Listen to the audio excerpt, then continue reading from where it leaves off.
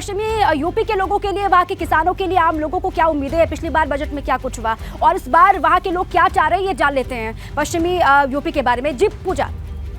दीपा, देखिए पश्चिमी यूपी क्योंकि किसानों की बेल्ट है, तो ऐसे में 7 मुख्य बातें सबसे पहले अपने दर्शकों को बताते हैं। पिछली बार के बजट में 2022-23 के बजट में जो महत्वपूर्ण रही, हादसे में मौत या दिव्यांगता पर 5 लाख रुपए की मदद का ऐलान किया गया था। इसके अलावा मुख्यमंत्री कृषक दुर्घटना कल्याण योजना के लिए 665 करोड़ का बजट, पिछली बार इसका ऐलान हुआ था।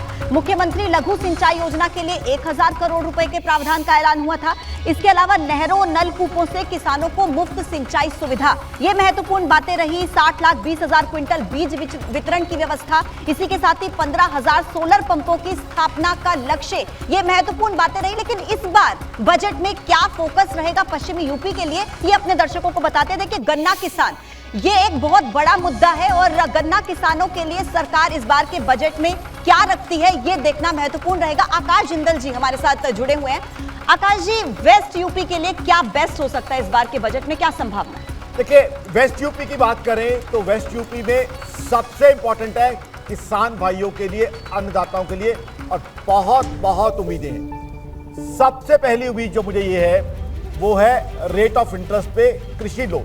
देखिए, एग्रीकल्चर लोन हम सब जानते हैं किस तरीके से बहुत बड़ा एक इशू रहे हैं, और एग्रीकल्चर लोन की वजह से वेस्टर्न यूपी में लोगों को दिक्कतें भी रही हैं, लोगों को नाराजगी भी रही है, और मैं इस चीज में किसान भाइयों के साथ हूं। देखिए, आज है क्या, आज आकाश जिंदल जैसे व्यक्ति को 20 लाख की गाड़ी का लोन लेना हो तो शायद उसे 0% रेट ऑफ इंटरेस्ट पे लोन मिल जाता है, क्योंकि शायद उसमें मैन्युफैक्चरर की सबवेंशन हो।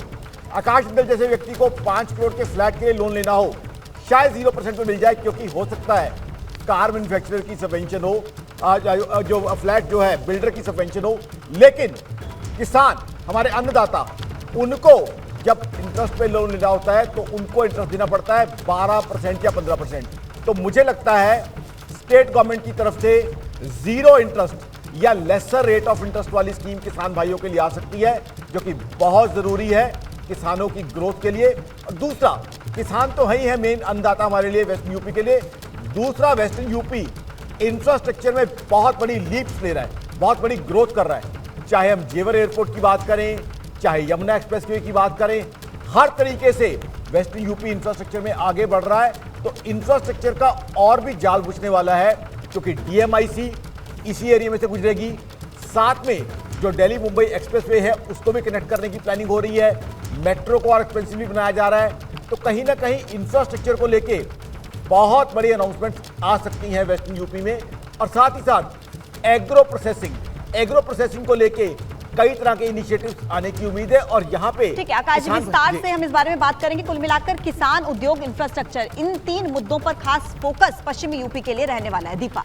बिल्कुल जी पूजा, इंफ्रास्ट्रक्चर पर मजबूती होगी, किसानों को ध्यान में रखा जाएगा, किसानों पर फोकस होगा, ये दिखाई दे रहा है। और ये लग रहा है कि किसान अब बीच में रह सकते हैं बजट के।